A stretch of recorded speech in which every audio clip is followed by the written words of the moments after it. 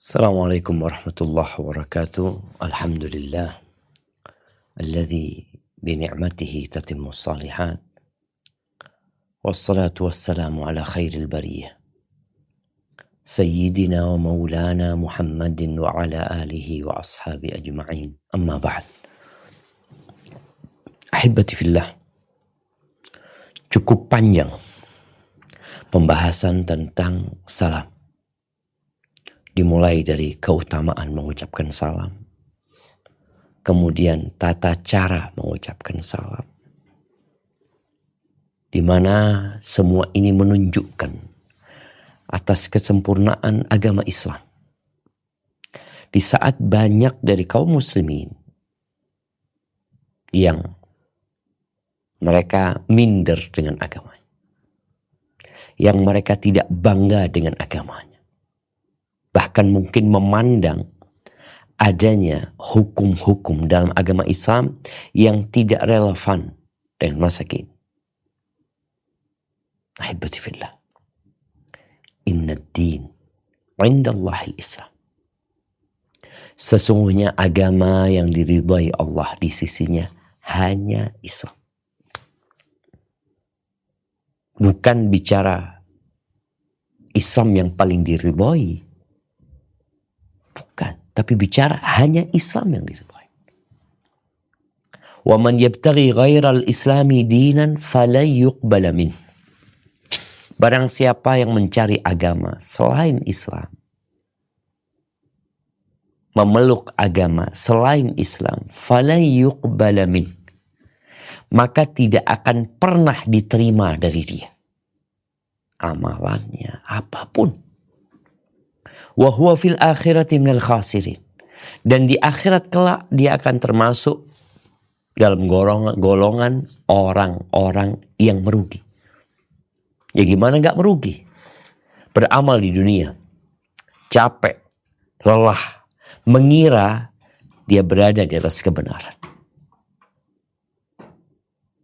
Padahal tidak. Kita akan membahas tentang satu masalah yang mungkin dianggap sensitif oleh sebagian orang. Tapi inilah syariat Allah Azza wa Jalla. Al-Imam An-Nawawi membuat sebuah bab yang judul bahasa Arabnya.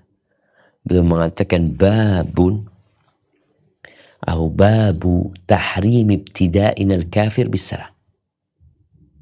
Bab tentang haramnya memulai salam kepada orang kafir. Wa kayfiyatir raddi alaihim.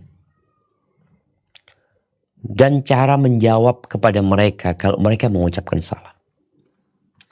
Wa istihbabis salam ala ahli majlis fihim muslimun wa kuffar.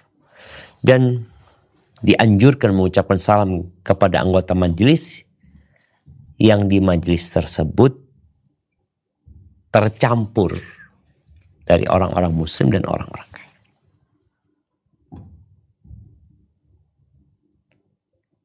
Jadi kalau bicara agama, maka kita akan bicara Al-Quran Al-Azim sebagai sumber utama. Kemudian kita akan bicara sunnah Nabi alaihi salatu wassalam yang merupakan wahyu yang juga Allah wahyukan kepada Rasulnya sallallahu alaihi wasallam sebagai landasan hukum. Terkadang sebagian orang menggunakan perasaan. Di negeri kita ada aturan. Ada undang-undang, ada hukum-hukum yang ditetapkan. Mungkin sebagian hukum itu menurut sebagian orang berdasarkan perasaan dia atau logika dia nggak cocok. Tapi kau dituntut untuk mengamalkannya. Walaupun kau anggap, aduh nggak pas hukumnya ini. Ketentuannya ini tidak berpihak kepada masyarakat atau apa. Tapi udah, itu ketentuan yang dibuat. Umpamanya ini aturan-aturan yang telah ditetapkan.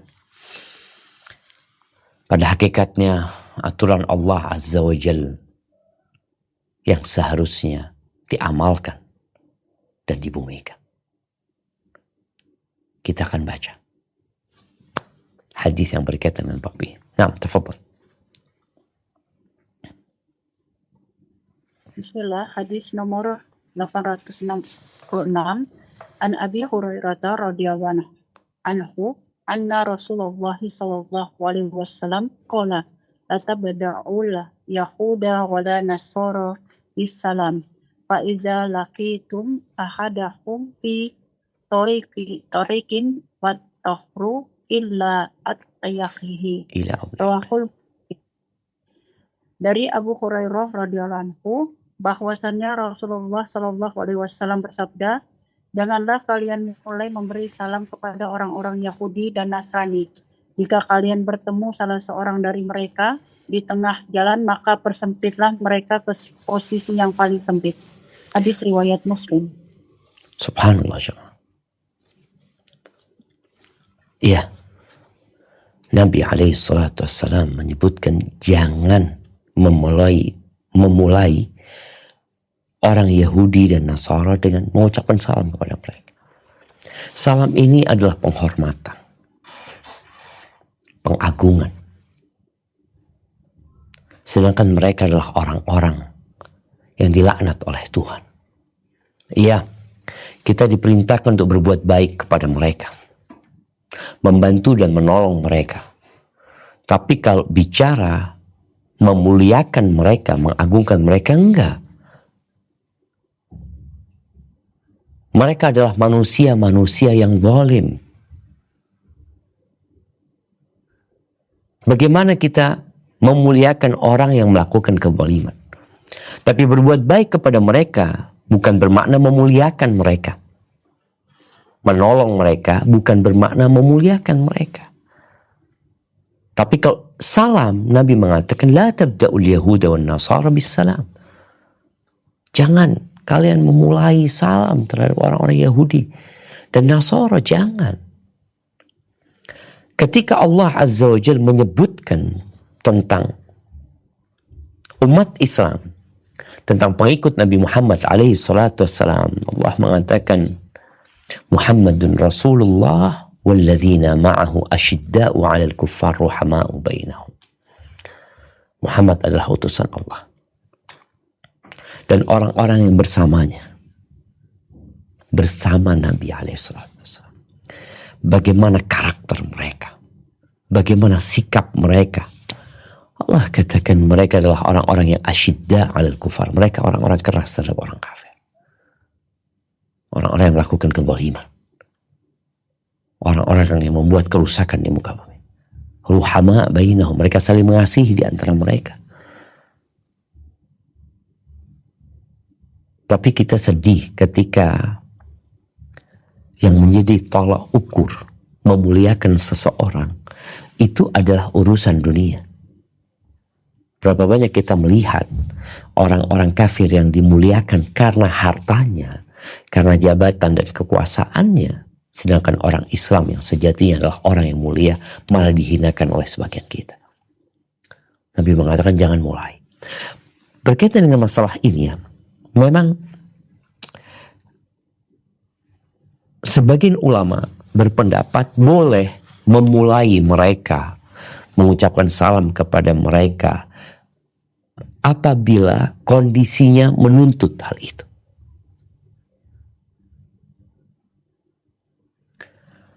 Seperti umat Islam yang hidup di negeri non-muslim, yang kemudian dia berinteraksi dengan kebanyakan di antara mereka adalah orang-orang non-muslim, maka di tempat itu beda kondisinya. Ketika ada keperluan atau kita khawatir akan mudarat yang menimpa kita kalau kita tidak mengucapkan salam kepada mereka, maka sebagian ulama membolehkan hal itu. Tapi hukum asalnya nggak boleh. Sekali lagi, bukan berarti kita nggak boleh berbuat baik sama mereka. Bagaimana di bab berbuat baik kepada tetangga, Abdullah bin Amr bin As berkata kepada pembantunya apabila dia sudah menyelesaikan menguliti kambing atau domba yang sedang dikuliti olehnya, dia mengatakan, "Idza faragta fabda bijarinal Yahudi." Kalau engkau sudah selesai, mulailah pembagian itu kepada tetangga kita yang Yahudi. Kita lihat dilarang memulai mengucapkan salam. Tapi di sini Abdullah bin Amr bin As ketika hendak membagikan daging, dia berpesan mulai dengan yang Yahudi. Loh, apa ini tidak bertentangan? Tidak. Yang kita bicarakan tentang salam, di situ ada unsur memuliakan, mengagungkan mereka. Sedangkan yang kedua, di situ berbuat baik kepada mereka. Ya, kita tolong mereka. Tapi kalau salam, Nabi mengatakan, la tabda'ul yahuda wa nasara sallallahu alaihi wasallam. Fa idza laqitum ahadahum fi tariqin fattarruhu ila dhiqi. Ya, kalau kalian bertemu salah seorang di antara mereka di tengah jalan, ya, maka persempitlah mereka ke posisi paling sebelah. Artinya mereka kemudian menguasai jalan tersebut. Jangan. Biar mereka di tempat yang di pinggir. Karena di situ ada unsur memuliakan mereka lagi. Ahibati fillah, sekali lagi ya. Kita membaca sabda Nabi alaihi salatu wassalam. Dan Al-Imam An-Nawawi, beliau bermadhab Syafi'i. Yang kitab Riyadhus Shalihin ini menjadi umdah, menjadi referensi para pengikut Syafi'iyah. Dan hadisnya pun diriwayatkan oleh Imam Muslim. Tapi sekali lagi, mungkin ada kondisi-kondisi yang menuntut kita untuk mengucapkan salam. Maka ucapkan salam dengan selamat pagi mungkin, ya, atau ahlan wa sahlan wa marhaban umpamanya.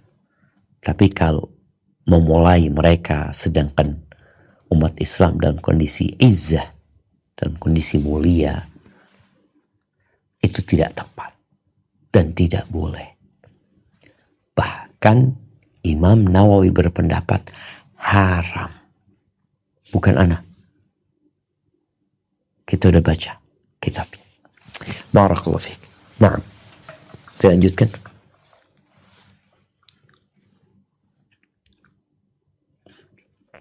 Bismillah, hadis nomor 867. Wa an Anas radhiyallahu anhu qala Rasulullah sallallahu alaihi wasallam, idza sallama alaikum ahlal kitabi faqulu wa alaikum, muttafaq alaih. Dari Anas bin Malik radhiyallahu anhu, dia menuturkan, Rasulullah sallallahu alaihi wasallam bersabda, jika ahlul kitab memberi salam kepada kalian, maka ucapkanlah wa alaikum. Muttafaq alaih. Barakallahu fikum. Iya. Ini hadis Anas bin Malik radhiyallahu anhu, di mana Rasul sallallahu alaihi wasallam memberikan arahan bagaimana sikap kita kalau ada orang Yahudi atau Nasrani atau orang kafir lainnya mengucapkan salam. Sedangkan kita tahu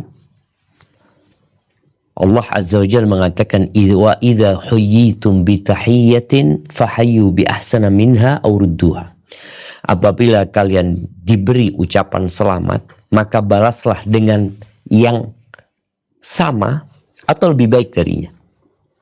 Sehingga kalau ada orang mengucapkan assalamualaikum, jawaban kita waalaikumsalam. Itu paling minim. Yang lebih baik waalaikumsalam warahmatullahi wabarakatuh. Atau udah pernah kita bahas tentang tambahan wa maghfiratuh. Tapi ternyata kalau ada orang non muslim mengucapkan salam, jawaban kita adalah waalaikum saja. Ahibati fillah, Syekh Ibn Utsaimin rahimahullahu ta'ala, beliau menjelaskan tentang orang-orang Yahudi yang mengatakan kepada Nabi alaihi salatu wassalam, Assalamu alaikum. Assalamu alaikum. Kebinasaan atas dirimu. Maka Nabi alaihi salatu wassalam menyuruh kita menjawabnya wa'alaikum. Sebagaimana di hadis Aisyah radhiyallahu ta'ala anha.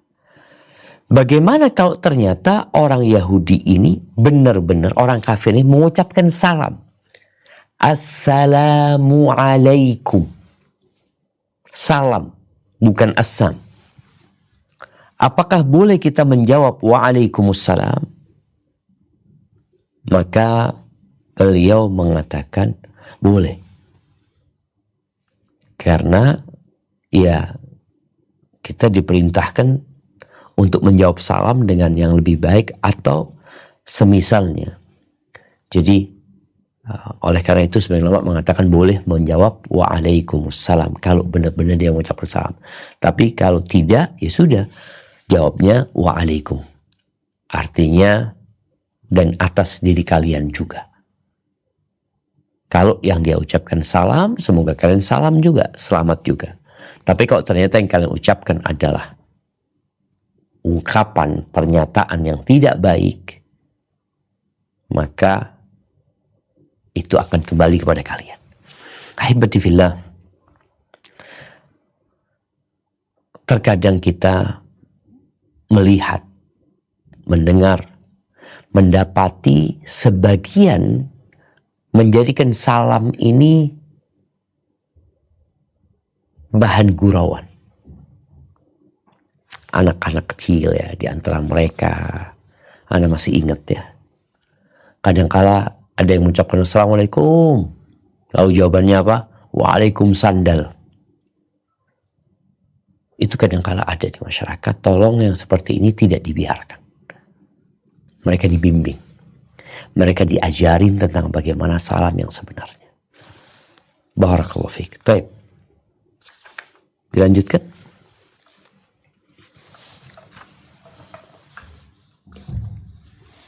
Bismillahirrahmanirrahim. Hadis nomor 868.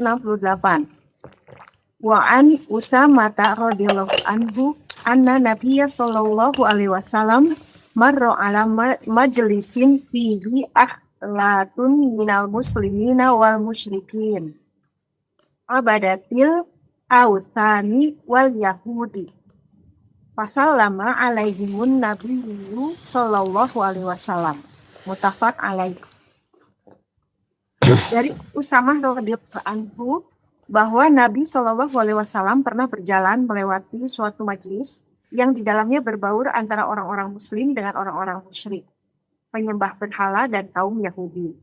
Kemudian Nabi Shallallahu Alaihi Wasallam mengucapkan salam kepada mereka. Muttafaq alaih. Barakallahu fiikum. Nah, di hadis Usamah radhiyallahu anhu, Nabi alaihissalam melewati majelis yang berkumpul di sana kaum muslimin dan kaum musyrikin. Kita tahu ketika Nabi alaihissalam datang ke kota Madinah, di kota Madinah ada bahkan banyak orang-orang Yahudi yang tinggal di kota Madinah, dan juga bangsa Arab yang belum masuk Islam juga banyak di kota Madinah, yang mereka berkerabat dengan orang-orang sahabat-sahabat yang muslim. Terkadang terjadi perkumpulan di antara mereka ya. Jadi kumpul duduk bersama non-muslim itu diperbolehkan ketika ada perlunya, apalagi kalau tujuannya adalah berdakwah atau tujuan-tujuan yang mubah berkaitan dengan bisnis ya. Selama di situ tidak ada yang diharamkan oleh Allah Azza wa Jalla. Jangan kemudian kau kumpul dengan non-muslim, bicara bisnis, tapi di depan mejamu ada khamr, ada minuman keras, ada sesuatu yang diharamkan dan kau mendiamkan hal itu. kau berpikir, oh kita toleransi. Urusan apa sama dia? Urusan bisnis, ya.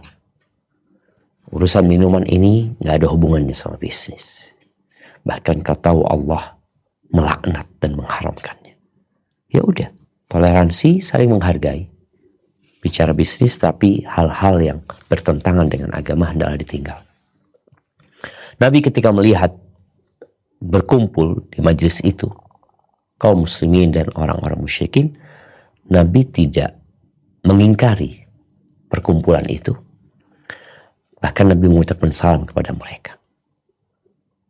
Maka di sini ketika berkumpul kaum muslimin dan non-muslim, maka diperbolehkan mengucapkan salam kepada mereka dengan niat, ya kita memaksudkannya untuk kaum muslimin yang ada di tempat itu. Kenapa? Tadi kita udah melihat, nggak boleh kita memulai orang-orang kafir dengan salam. Maka di sini ketika memulai salam, diniatkan buat orang-orang muslim. Innamal a'malu binniyat wa innama likulli imri'in ma nawa. Semua amalan itu harus ada niatnya, dan orang akan mendapatkan apa yang dia niatkan. Jadi menjadi pelajaran penting buat kita jemaah. Ada adab etika yang harus dijaga. Sekali lagi berkaitan dengan mengucapkan salam kepada orang-orang non-muslim. Hukum asalnya nggak boleh. Tapi ada kondisi, ada sebab, ada hal yang menuntut. Kalau kita tidak melakukan itu mungkin akan membahayakan keberadaan kita atau adanya mudarat, ya, kita ucapkan salam. Larangan ini bukan berarti kita diperintahkan untuk menzalimin orang-orang kafir. Orang-orang kafir itu bermacam-macam. Ada kafir zimmi atau kafir mu'ahad. Kafir yang ada perjanjian dengan umat Islam, yang dia ada yang hidup di negeri Islam, ya. Ada kafir harbi, kafir yang memerangi. Maka cara menyikapinya pun berbeda. Barakallahu fiik. Nah, lanjutkan.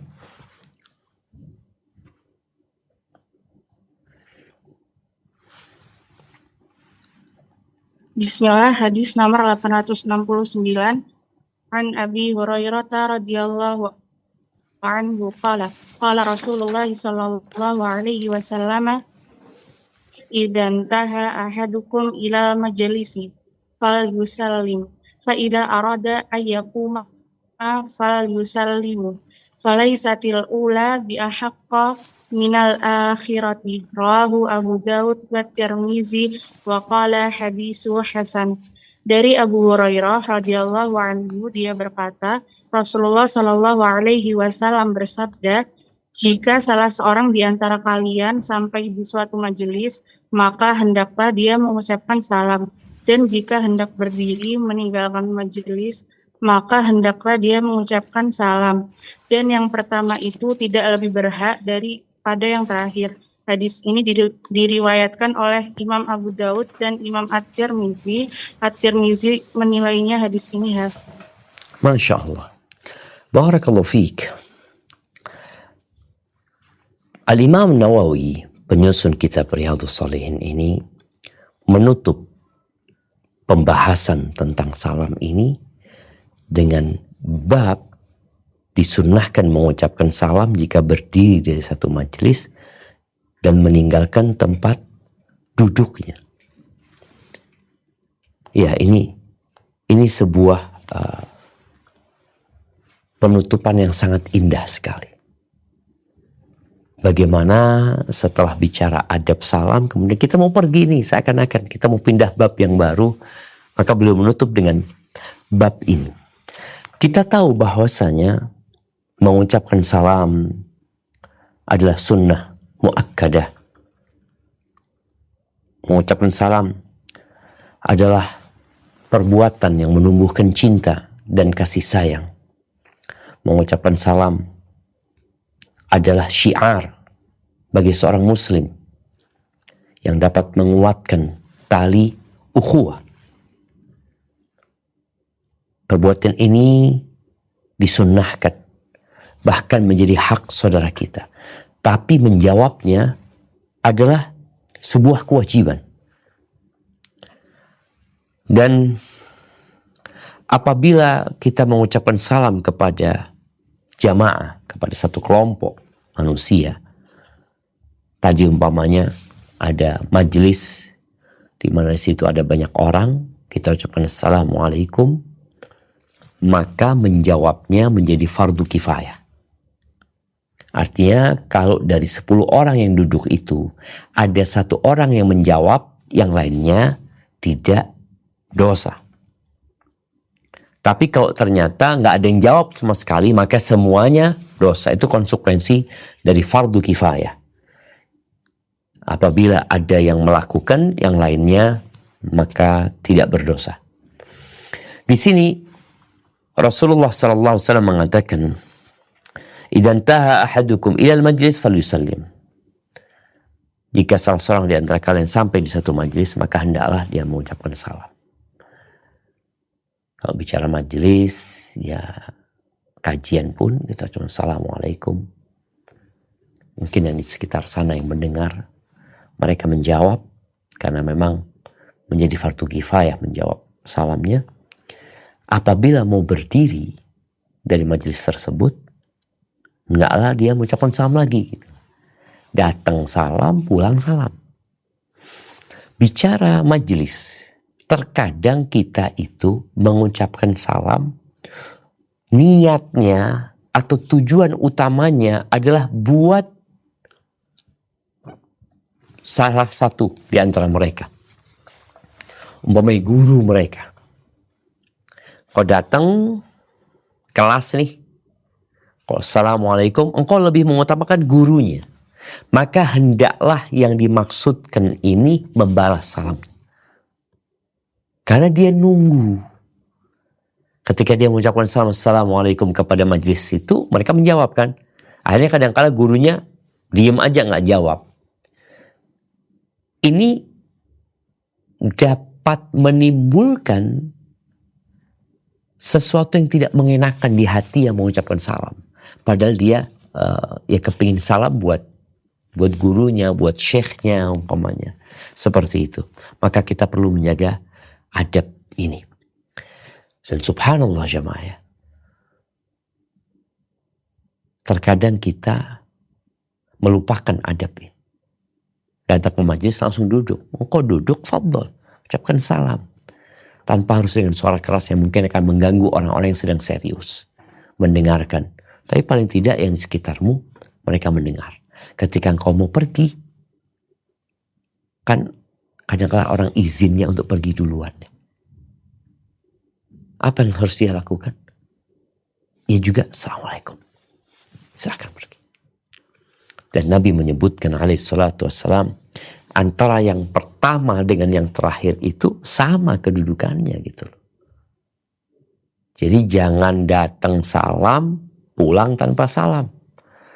Terkadang ada orang yang datang ke majelis, langsung duduk, sehingga orang yang duduk di majelis itu memandang kepada dia sambil mengatakan, kok itu datanglah salam wala kalam. Gak ada salam, pergi juga kayak gitu. Ini berkaitan dengan adab dan etik yang harus dijaga. Semoga kita bisa mengamalkan apa yang kita pelajari. Karena ilmu yang dipelajari bukan hanya untuk menambah wawasan dan ilmu pengetahuan. Tapi ilmu itu untuk diamalkan. Sehingga pertanyaan kelak pada hari kiamat yang akan ditanyakan kepada kita tentang ilmunya dipakai buat apa. Barakallahu fiik, kita masuk ke bab baru ya. Kalau sebelumnya kita bicara adab salam, ini ada bab yang ada kaitannya dengan salam, yaitu adab meminta izin. Adab meminta izin. Terkadang kita masuk rumah, terkadang kita mau masuk kamar seseorang, kita mau masuk ke ruangan seseorang, ada adabnya. Dan Islam benar-benar mengajarkan adab ini dengan detail. Yang kalau kita mengkaji di agama lain, kita tidak akan mendapati. Karena memang Allah telah menutup semua agama itu dengan agama Islam. Barang siapa yang mencari agama selain Islam, maka tidak akan diterima dari dia. Barakallahu fiik. Nah, silakan dibaca.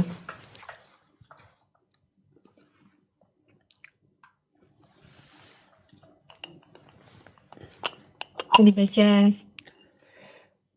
Mungkin suratnya ya Ustaz. dibaca yang di kitabnya aja cukup. Bismillah. Bismillah, bab 140 adab meminta izin. Allah Subhanahu wa taala berfirman, A'udzubillahi minasyaitonir rajim.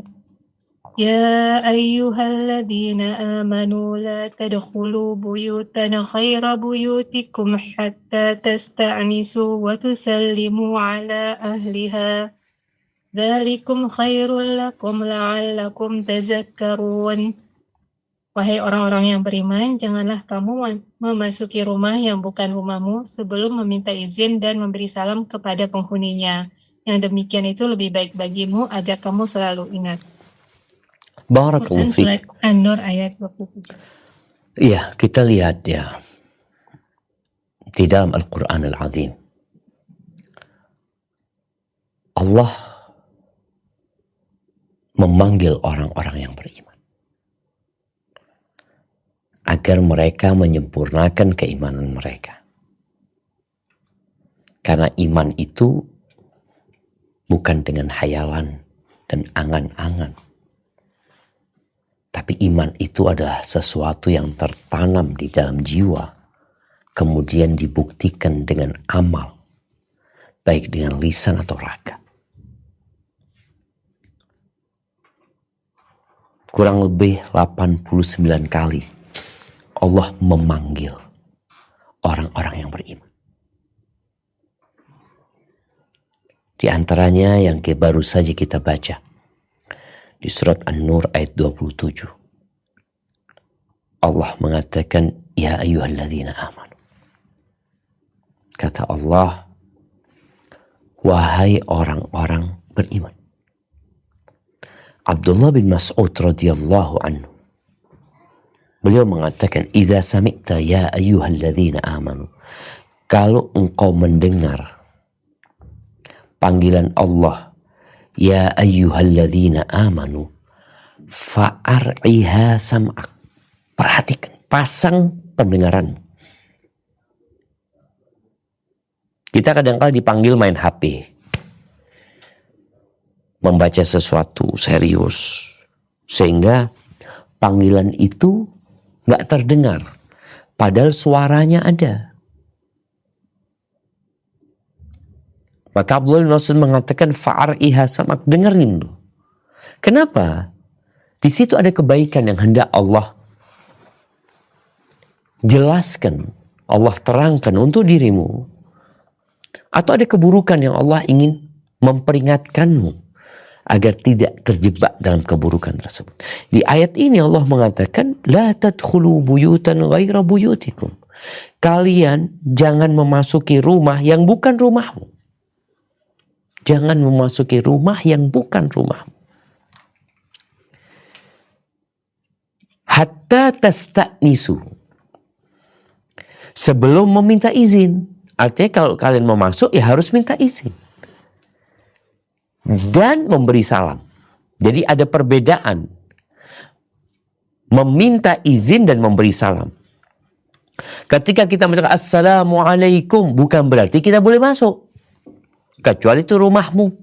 Kecuali engkau sudah diizinkan untuk masuk. Jadi buka pintu, Assalamualaikum. Tapi kalau tidak, yang harus engkau lakukan adalah minta izin. Dengan cara mengetuk pintu, nanti kita akan bicara tentang adab meminta izin tersebut. Wa tusallim, dan mengucapkan salam kepada penghuni rumah ini. Kenapa Allah perintahkan itu? Allah sebutkan di akhir ayat bahwa itu diperintahkan agar kalian, dzalikum khairul lakum, itu lebih baik buat kalian, la'allakum tadzakkarun, agar kalian mengambil pelajaran gitu. Jadi penjelasan ini dalam rangka mengupgrade adab seorang muslim. Kalau engkau nggak belajar, engkau akan dianggap orang yang qalilul adab, kurang ajar. Maka Allah sebutkan di sini, ini adalah untuk pelajaran buat kalian. La'allakum tadhakkarun. Dan itu lebih baik buat kalian gitu. Ya kita memang perlu sabar. Artinya orang nunggu di depan pintu, ya kemudian dia memencet bel, mengetuk pintu, nggak langsung bisa masuk. Tapi itu lebih baik buat kalian loh. Agar kalian tidak dicap orang yang kurang ajar, yang kurang adab. Barakallahu fikum. Baik, dilanjutkan.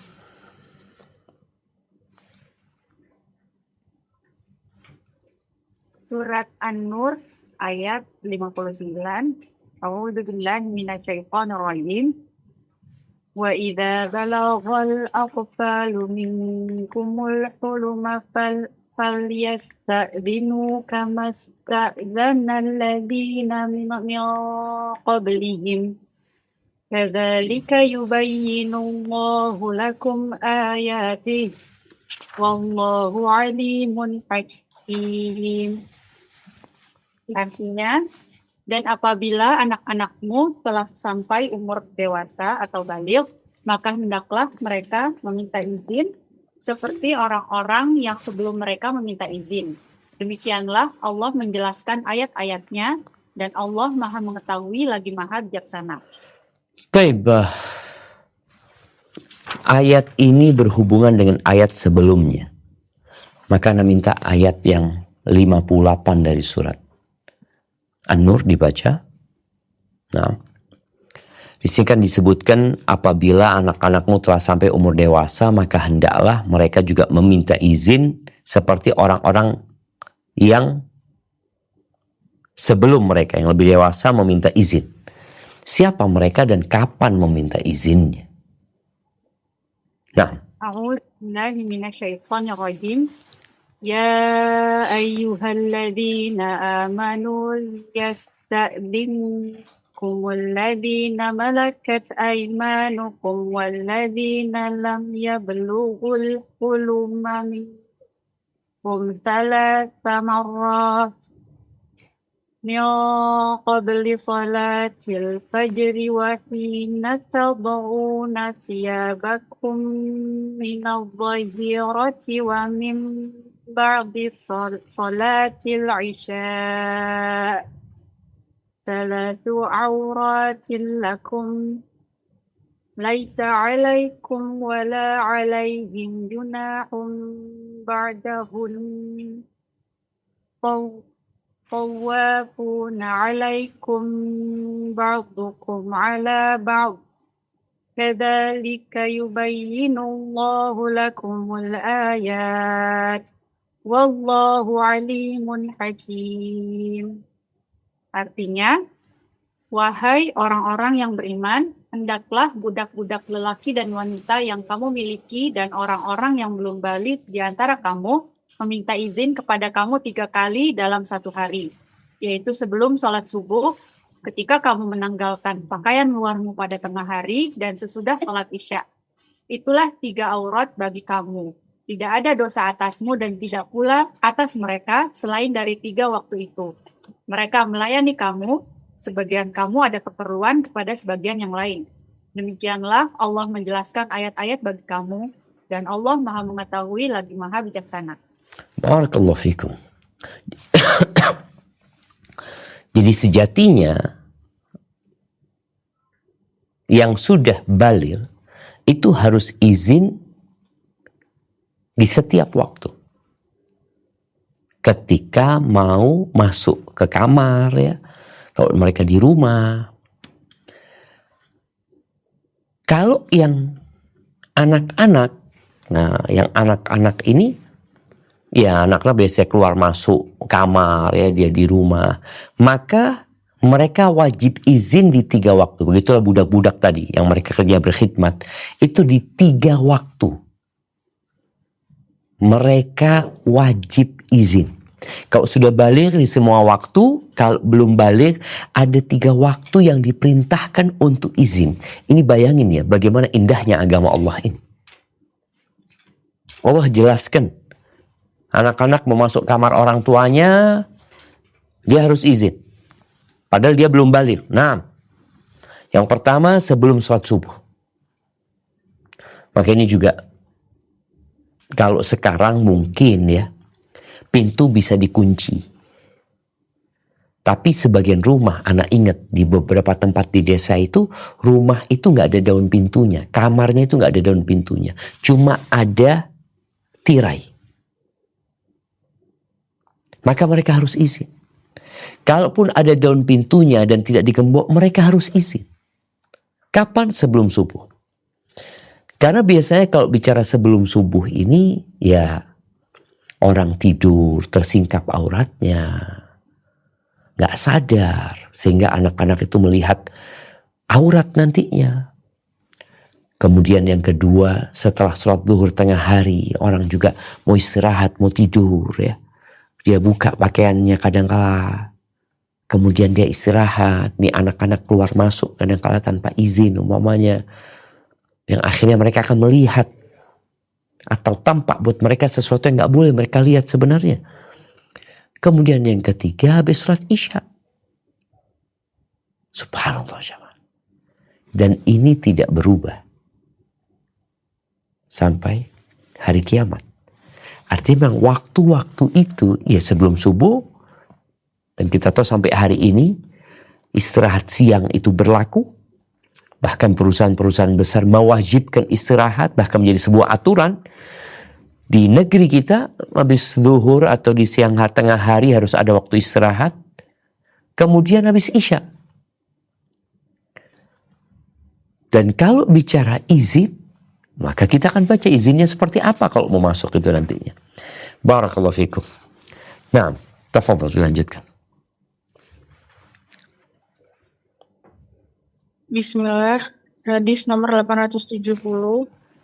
Wa an Abi Musa al-Asy'ari radhiyallahu anhu qala Rasulullah sallallahu alaihi wasallam al-istidhanu salasun fa in udhina laka wa illa farji'. Muttafaq alaih. Dari Abu Musa al-Asy'ari radhiyallahu anhu, dia berkata, Rasulullah sallallahu alaihi wasallam bersabda, permintaan izin itu 3 kali. Jika diberikan izin kepadamu, maka kamu boleh masuk. Dan jika tidak, maka kamu harus pulang. Muttafaq alaih. Barakallahu fiik. Iya, ini bukan izin masuk rumah saja ya. Karena tadi kita sudah sampaikan, izin masuk kamar juga sama. Izin masuk kamar juga sama. Nabi SAW mengatakan, al-istidhanu thalath. Adab minta izin itu 3 kali. Dengan mengetuk pintu, kalau ada pintunya ini ketuk. Dengan berbicara, Assalamualaikum, atau mengucapkan salam, mengatakan boleh masuk. Kadang-kadang tadi nggak ada pintunya, cuma ada tirai, nggak ada yang bisa diketuk. 3 kali, boleh masuk, sampaikan. Atau kalau kita ketuk pintu, kita pastikan mereka mendengar, kita pencet bel 3 kali. Fa in udhina laka, kalau dikasih izin. Masya Allah, ini juga anak-anak bagaimana dikasih pengetahuan kalau dia mau masuk kamar orang tuanya. Kadang-kadang dia ngetuk berulang kali ya. Orang tuanya mungkin sedang tidur, sedang istirahat, sedang ada yang dibicarakan di sana dalam kamar. Terkadang anak ini lupa dengan adab meminta izin. Dia berpikir adab minta izin itu untuk masuk rumah saja. Kalau sudah di dalam rumah, seakan-akan dia boleh masuk ke semua ruangan tanpa izin. Izin tetap. Jadi Islam ini menghargai privasi seseorang. Subhanallah jemaah. Izin mau masuk itu. Kalau dikasih izin, masuk. Wa illa, kalau ternyata tidak ada jawaban. Tidak ada jawaban ini menandakan tidak ada izin. Sebenarnya berbicara bagaimana kalau menurut kita penghuni rumahnya nggak dengar. Boleh nggak nambah lebih 3 kali? Kalau benar dia tidak dengar, artinya prasangka kita besar kali dia nggak dengar. Karena kita tahu rumahnya panjang dan boleh jadi dia di belakang. Kita dengar ada suara sebenarnya, tapi kayaknya mereka nggak dengar. Atau kita tahu belnya rusak, nggak ada suara. Ini berbeda kondisinya. Tapi hukum asalnya meminta izin itu 3 kali.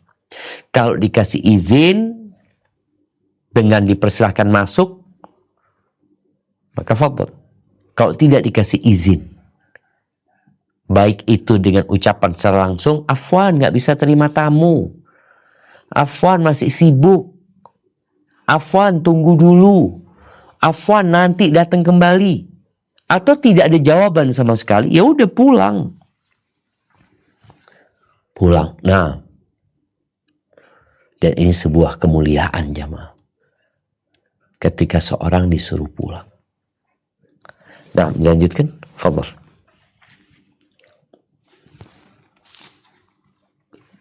Hadis nomor 871. Wa'an Sahli bin Sa'din radhiyallahu anhu qala Rasulullah sallallahu alaihi wasallam innama ju'ila istizanu min ajlil basar. Muttafaq alaih. Dari Sahal bin Sa'ad radhiyallahu anhu, dia menuturkan, Rasulullah sallallahu alaihi wasallam bersabda, sesungguhnya permintaan izin itu ditetapkan dalam rangka menjaga pandangan mata. Muttafaq alaih. Barakallahu fikum. Jadi kita lihat di antara tujuan kenapa disuruh meminta izin adalah untuk menjaga pandangan mata. Rumah ini seperti baju, atau baju seperti rumah yang menutupin aurat. Maka kita tahu orang kalau dalam rumah, udah, yang perempuan nggak harus pakai jilbabnya, dia boleh pakai baju apa saja di dalam rumah itu, karena dia sudah ada baju besar, yaitu rumah dia. Kalau orang nyelonong masuk, maka boleh jadi dia akan mendapati orang yang masih terbuka auratnya, yang orang ini nggak boleh melihatnya. Maka juga rumah-rumah orang dahulu, rumah-rumah orang dahulu atau di beberapa daerah ya, itu pintu tanpa jendela kanan kiri. Dan biasanya ada lubang kekernya untuk melihat siapa yang ada di depan pintu. Kalau rumah orang sekarang kan rata-rata kanan kiri jendela. Yang menyebabkan orang itu kalau datang bertamu atau mau masuk ke rumah seseorang, dia ketuk pintu sambil ngelihat ke jendelanya orang itu. Ada orang tanda, dia lihat tok, dia lihat ya, ngintip seperti itu. Nah, nggak boleh. Izin ini ditetapkan demi menjaga pandangan. Bagaimana Islam menghargai privasi tadi lagi. Orang itu sudah ditutup di dalam rumah, engkau cari tahu tentang dia. Engkau ketuk pintu. Kalau ternyata engkau ketuk, dan sebagian orang juga rumah ya, model rumah itu penting ya. Ada orang yang pintunya dibuka dan bisa melihat semua ruangan. Kalau antum lihat hotel-hotel yang bagus, ketika dibuka pintu hotel, itu nggak langsung lihat ranjang, nggak langsung lihat isi rumahnya. Jadi harus masuk dulu baru kelihatan apa isi rumahnya. Ya, ini bicara model rumah, orang bebas membuat rumah seperti apa, tapi kalau dia bikin rumah yang lebih menjaga aurat pemiliknya, itu lebih utama. Tapi sekali lagi, ketika minta izin itu, ya jangan akhirnya engkau mencari-cari tahu tentang yang di dalam rumah. Engkau sudah ketuk pintunya, minta izin, ucapkan salam. Kalau dapat izin alhamdulillah, kalau enggak ya sudah pulang. Barakallahu fiik. Nah, lanjutkan.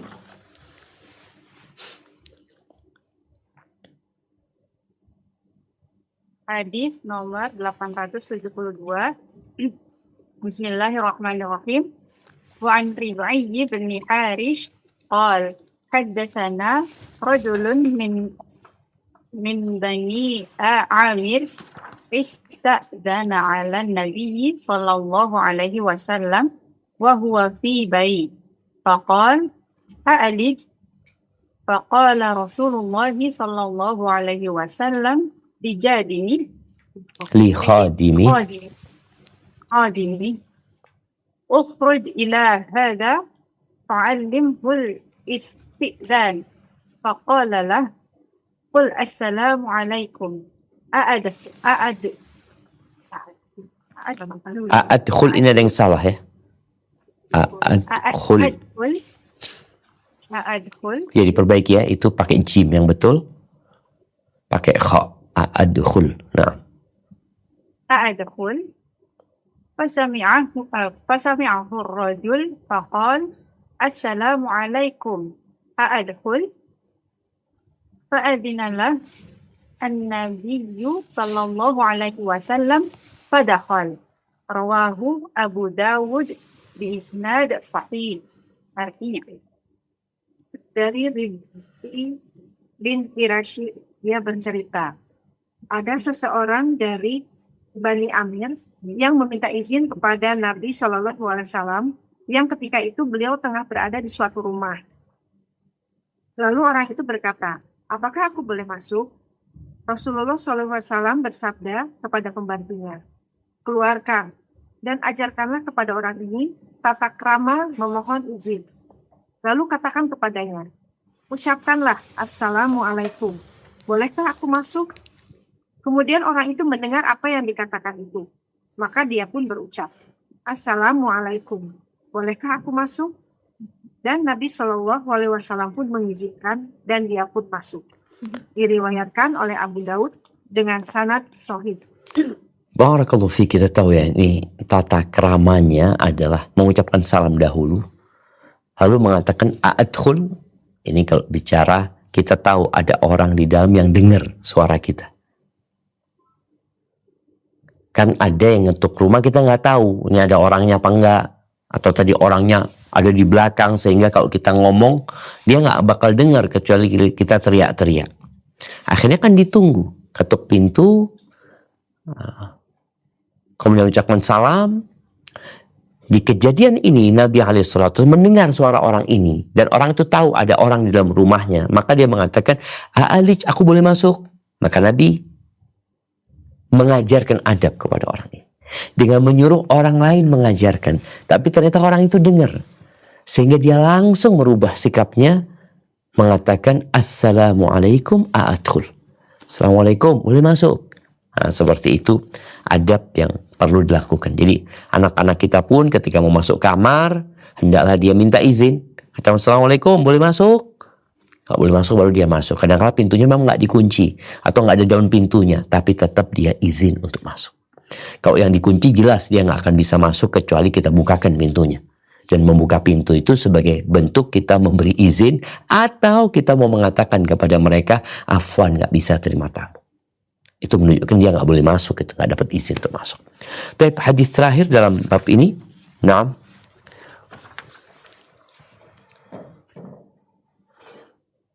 Bismillah. Hadis ke-873.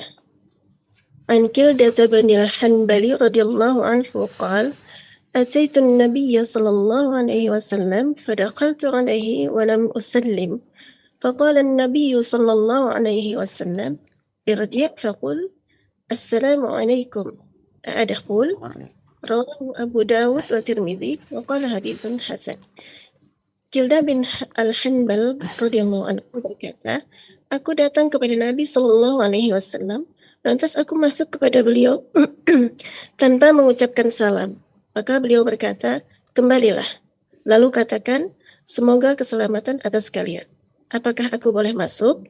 Hadis riwayat Abu Daud dan At-Tirmidzi. At-Tirmidzi berkata hadisnya hasan, sedangkan Al-Albani mensahihkannya. Barakallahu fikum. Nah, ahibati fillah. Kita lihat ya bagaimana Rasulullah Sallallahu Alaihi Wasallam tegas dalam mendidik dan mengajarkan. Nih, Kildah ibn Hambal, dia masuk tanpa mengucapkan salam. Maka Nabi SAW mengusir dia. Mengatakan, irji, balik kok. Orang tua kadang-kadang kan ngomong sama, nak, keluar dulu. Iya, ini sebagai bentuk pendidikan kepada mereka.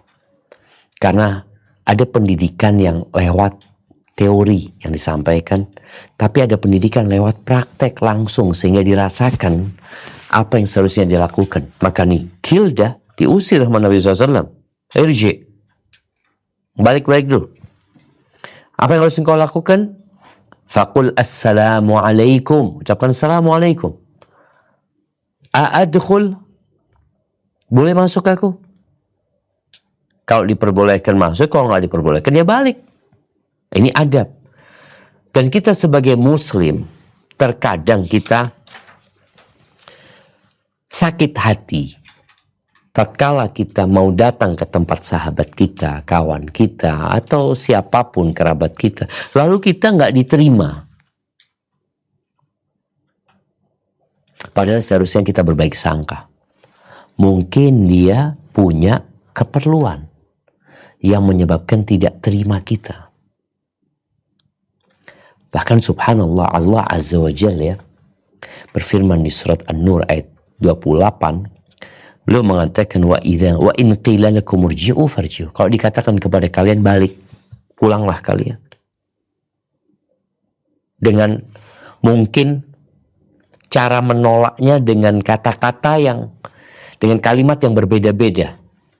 Dia mengatakan afwan sedang istirahat, afwan nggak bisa terima tamu, afwan masih sibuk ya. Apabila dikatakan kepada kalian irji'u, kata Allah farji'u, kalian pulang kalian.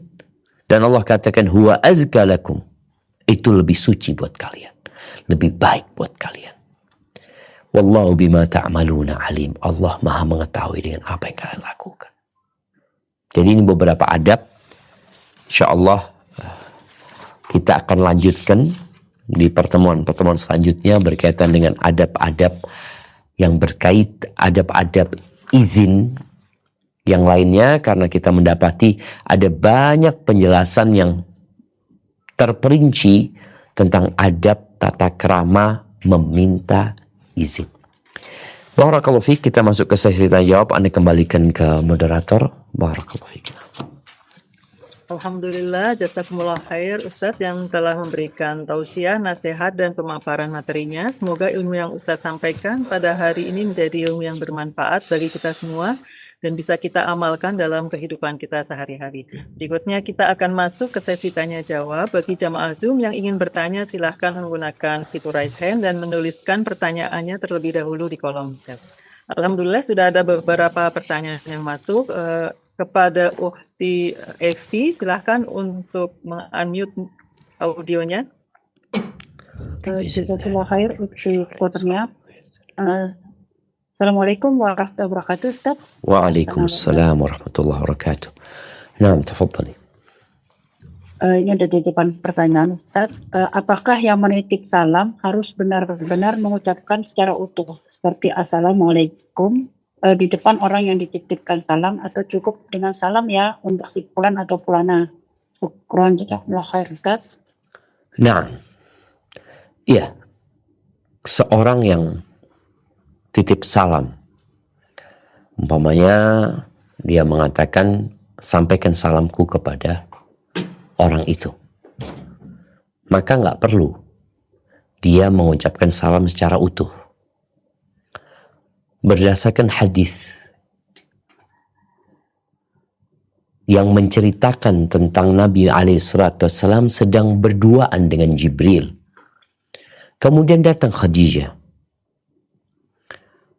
Jibril mengatakan kepada Nabi SAW, "Hadhi Khadijah, ma'aha idamun au ta'amun au syarab." Tuh, Khadijah ini lagi datang nih. Dia bawa makanan, lauk, minuman ya. Fa idza hiya atatka. Kalau dia mendatangimu, fa aqriha min rabbiha salam. Sampaikan kepada dia Tuhannya kirim salam sama dia. Bacakan salam dari Tuhannya buat dia. Wa minni salam, dan dari aku salam juga. Jadi tidak harus mengucapkan salam secara utuh, tapi cukup kita mengatakan kirim salam, sampaikan salamku kepada fulan atau fulan. Insyaallah itu cukup. Hadza wallahu a'lam bissawab. Nah.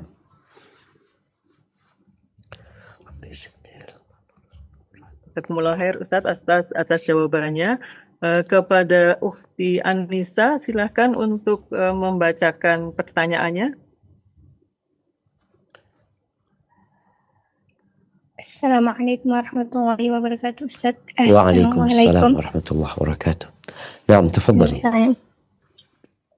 Salam seperti apa yang dilarang untuk non-muslim, Ustaz? Apa tidak boleh mengucapkan selamat pagi atau sebagainya? Misalnya kita mau mulai percakapan lewat chat dengan non-muslim karena ada keperluan, ada apa yang harus diucapkan pertama kali, Ustaz? Jazakallahu khairan wa barakallahu fikum. Masyaallah. Assalamualaikum warahmatullahi wabarakatuh. Waalaikumsalam warahmatullahi wabarakatuh. Iya, kalau bicara apa yang boleh kita katakan kepada mereka, Syekh bin Utsaimin rahimahullahu ta'ala, beliau mengatakan sampai ucapan ahlan wa sahlan pun gak boleh gitu. Berbagai bentuk penghormatan yang menunjukkan pemuliaan buat mereka itu tidak diperbolehkan.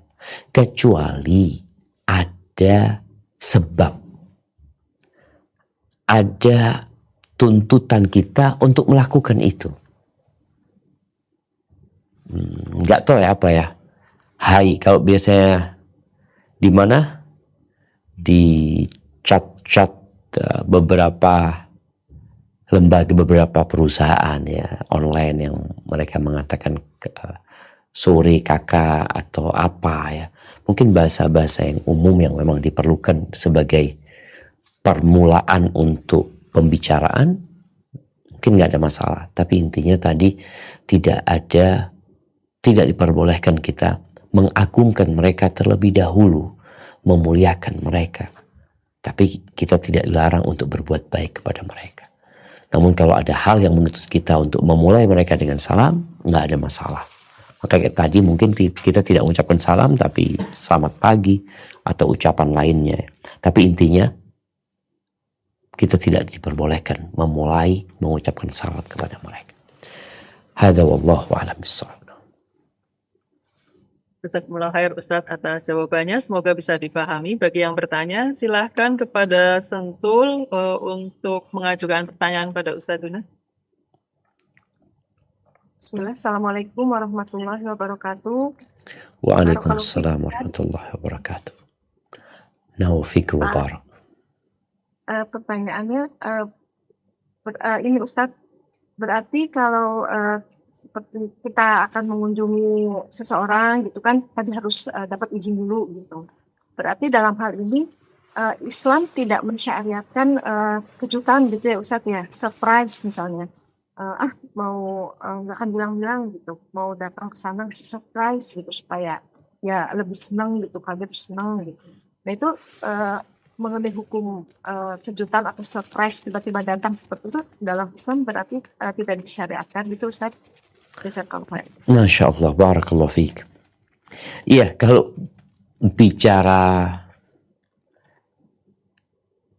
apakah ketika kita hendak datang ke rumah seseorang kita harus memberitahu dia dulu? Nggak harus, tidak harus. Mungkin sekarang kita berpikir dengan adanya handphone kita bisa komunikasi terlebih dahulu ya. Tapi di masa lalu nggak ada. Jadi kita kalau mau datang ke rumahnya Fulan ya memang datang aja tempatnya Fulan. Kecuali kita udah bikin janji sama dia di waktu sebelumnya. Umpamanya dia mengatakan kita sholat di masjid ketemu, Ana nanti sore datang ke rumahmu ya. Oh, fadol gitu loh. Kalau dikatakan nanti kalau engkau sampai rumah pintuku buka, engkau langsung masuk aja. Aku ada di belakang gitu loh. Ini plus janji dan izin. Itu nggak ada masalah. Jadi surprise itu nggak masalah. Tapi kalau engkau ditolak, engkau harus terima. Itu konsekuensi ketika kita datang ke tempat seseorang tanpa ada izin sebelumnya, tanpa ada pemberitahuan sebelumnya. Karena boleh jadi orang yang dituju itu ada acara, tidak bisa terima tamu. Subhanallah ya.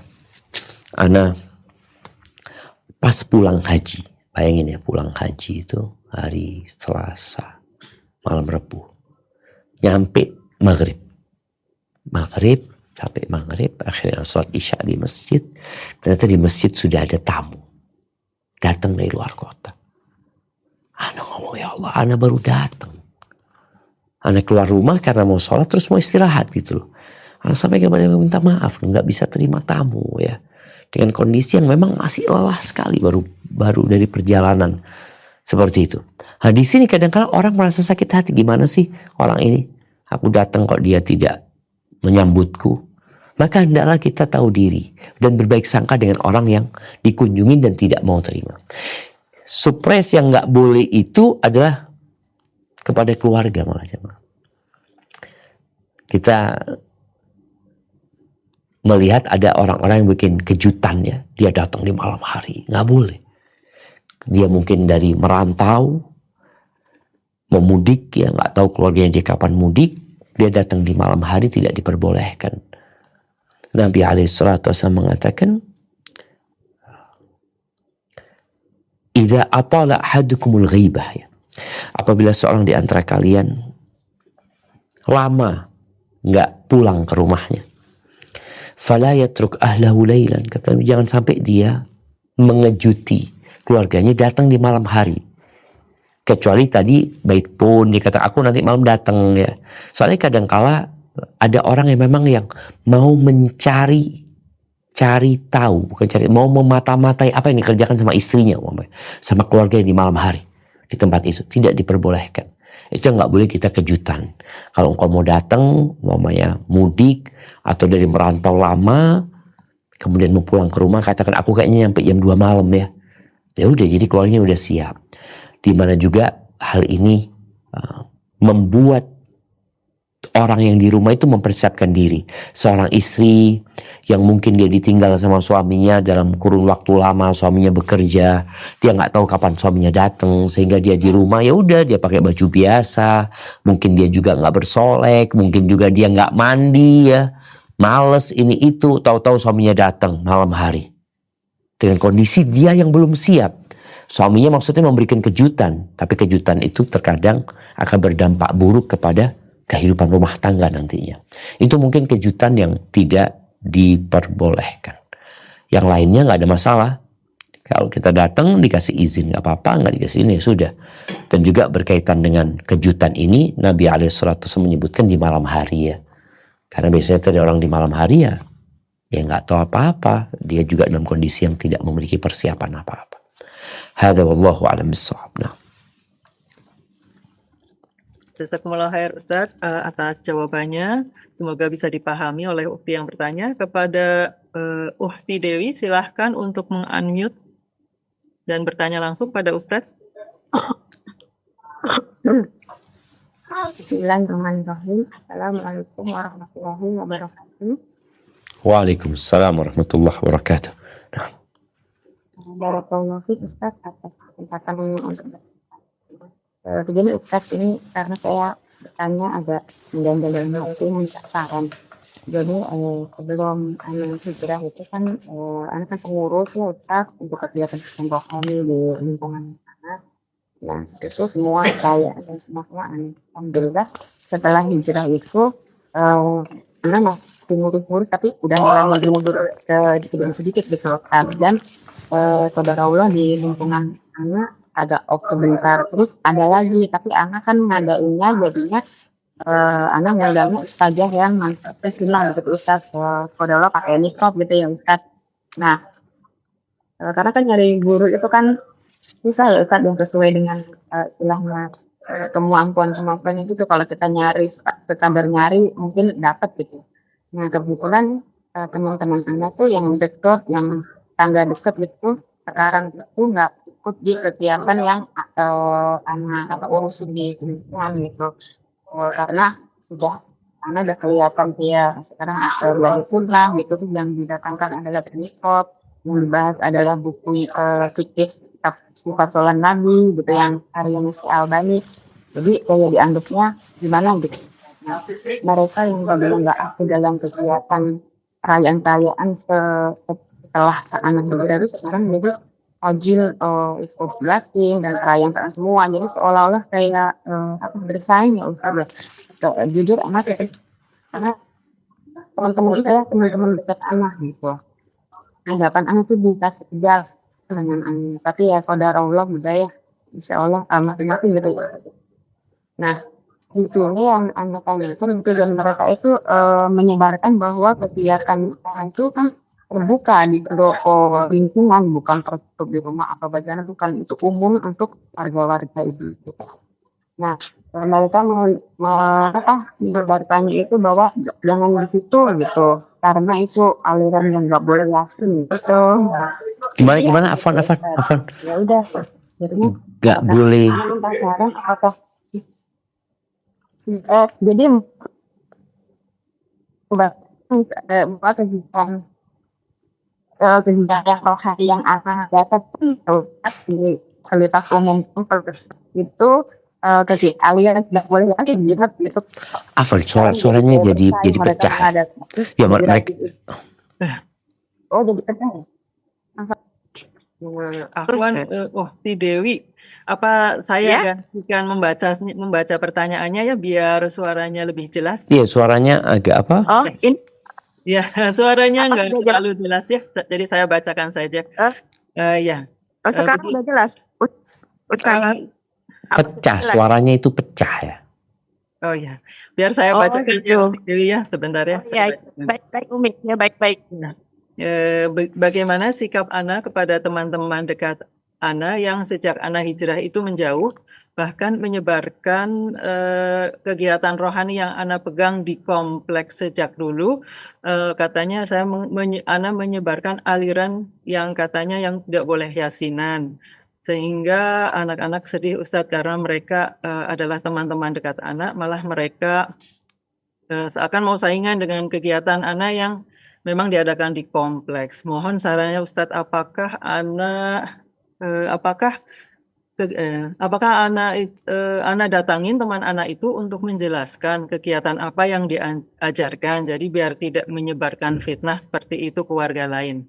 Padahal kegiatan rohani ini membahas fikih salat, Ustadz. Syukran. Masya Allah. Gitu, Ustadz. Iya, barakallahu fiik. Nah, ahibati fillah, dakwah ini terkadang membutuhkan hikmah. Bahkan Allah mengatakan ud'u ila sabili rabbika bil hikmah. Ajaklah orang-orang menuju kepada Allah, kepada jalan Tuhanmu dengan hikmah, dengan bijak ya, di mana berlandaskan ilmu dan pertimbangan yang matang, sehingga dakwah ini bisa diterima. Karena tujuan dakwah ini bukan hanya menyampaikan, tapi bagaimana orang itu dapat menerima dakwah ini. Seperti tadi, kalau kita ngundang seorang ustadz atau ustadzah, maka terkadang kita perlu melihat kira-kira lingkungan ini siapa yang cocok untuk ngisi di tempat ini. Kalau umpama yang didatangkan adalah berniqab, umpamanya akan menimbulkan kegaduhan nanti. Karena kan kita tahu ada framing yang buruk untuk yang berniqab, yang dikatakan teroris, dan itu. Yang mereka belum paham itu. Sehingga tujuan kita mendakwahkan agama ini akhirnya nggak tersampaikan. Karena mereka nggak mau hadir, umumnya seperti itu. Kita cari mungkin orang-orang yang dapat diterima. lebih awal ya. Bahkan kadang-kadang menyampaikan kepada teman-teman, kalau engkau mau bikin kajian umum, carilah ustadz-ustadz yang nggak tumbuh jenggotnya, bukan nggak berjenggot gitu loh. Ustadz-ustadz yang memang nggak tumbuh jenggotnya. Karena kalau dia jenggotnya lebat, apalagi tadi ada framing buruk buat jenggot ini, sehingga orang jadi menolak gitu loh. Ini masuk strategi dalam dakwah tersebut. Anda juga dulu sampaikan bagaimana kita mengajak anak-anak SMP, SMA ini, ya kita pilih siapa ustadz yang cocok untuk isi di sana. Ya secara penampilannya mungkin enak dilihat gitu ya, secara penyampaiannya juga nyaman didengar. Itu mungkin menjadi pertimbangan ketika kita mengundang seseorang atau membuat majelis ilmu.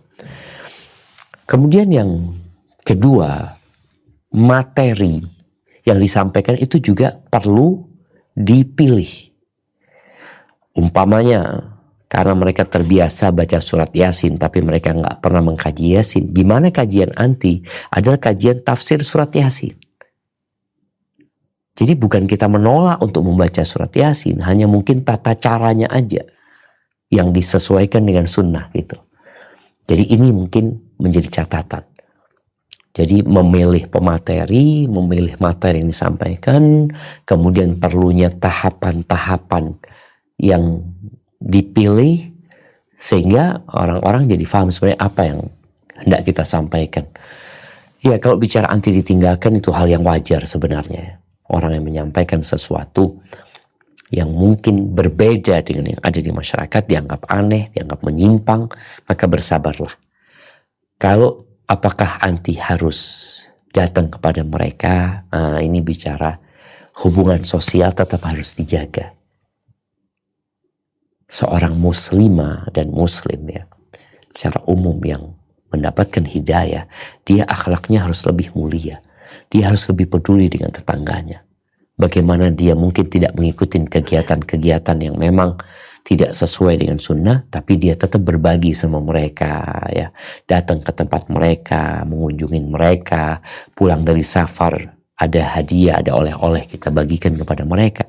Jadi itu perlu dijaga sehingga mereka tahu bahwasanya fulanah ini memang dia nggak seperti dulu, tapi sekarang dia lebih baik daripada dulu. Itu mungkin perlu dijaga. Hadza wallahu a'lam bissawab. Nah. Jazakumullah khair Ustaz atas jawabannya. Masih bisa berapa pertanyaan lagi Ustaz? Mungkin 3 pertanyaan lagi ya. Nah, kita lihat waktunya. Nah. Oh ya, baik. Kepada Ukhti Swasti Andria, silakan untuk bertanya kepada Ustaz. Mohon agar tidak terlalu panjang pertanyaannya ya Ukhti, karena masih ada yang mau bertanya. Assalamualaikum ya. Assalamualaikum Ustadz. Waalaikumsalam warahmatullahi wabarakatuh. Ana mau bertanya soal bermuamalah sama non muslim Ustadz, terkait dengan kita safar ke negeri yang bukan muslim, seperti kita mungkin berwisata ke Eropa atau ke Singapura yang lebih dekat, bahkan ke Bali pun yang mayoritas penduduknya non muslim, itu gimana Ustadz? Apa memang mutlak diharamkan gitu Ustadz? Padahal di surat Al-Mulk ayat 15 kan kita disuruh menjelajahi bumi ini dan bagaimana melihat kesudahan orang-orang yang terdahulu itu. Afwan Ustadz, gimana penjelasannya? Syukran jazakillah khairan katsira Ustadz. Nah, iya. Bicara safar. Safar ini memiliki banyak manfaat. Memiliki banyak faedah. Bahkan Imam Syafi'i mengatakan safir fafil asfari khamsu fawaid. Kalian safarlah. Karena dalam safar itu ada 5 faedah. Ini Imam Syafi'i itu meninggal tahun 204 ya. Yang pertama beliau katakan adalah tafarruju hammin. Ternyata safar itu di antara manfaat utamanya adalah healing. Bahasa healing sekarang orang-orang ya yang suntuk, yang galau, udahlah jalan-jalan ini tuh iya. Itu ada manfaatnya, healing orang itu. Tafarruju hammin. Yang kedua waktu sabu ma'isyatin. Manfaat yang kedua adalah dapat harta. Orang safar dalam rangka berdagang ya. Wa ilmun wa adabun wa sohbatu majid. Ilmu, dapat ilmu, dapat pengalaman, dapat adab, etika, dia dan bergaul dengan orang-orang besar ya. Itu manfaat dari safar. Dan safar ke negeri kafir ini dilihat sekarang.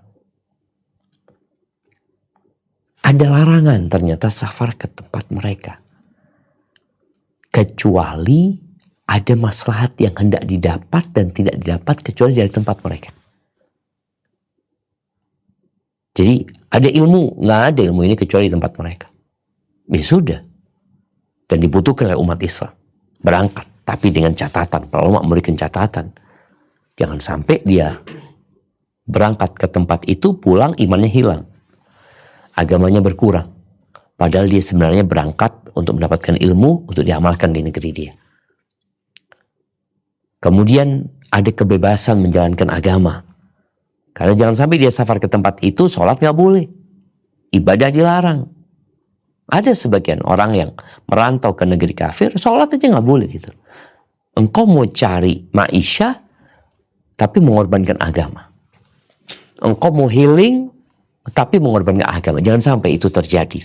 Jadi hukum asalnya nggak boleh, kecuali ada maslahat dan ada ketentuan-ketentuan yang menyebabkan dia boleh ke tempat itu. Dan pilihan safar banyak ya. Artinya ada banyak tempat sebenarnya orang untuk bersafar. Kenapa harus memilih ke tempat itu? Itu mungkin yang harus diperhatikan. Para ulama membolehkan orang hukum asalnya nggak boleh, tapi ketika ada keperluan, ada manfaat-manfaat yang ada maslahat dan kepentingan yang tidak dapat kecuali di tempat itu, maka silahkan dengan lebih mengutamakan agamanya daripada kesenangan dunianya. Jadi orang itu banyak berpikir kesenangan tapi lupa dengan keselamatan. Padahal di proyek-proyek besar itu selalu ditulis utamakan keselamatan.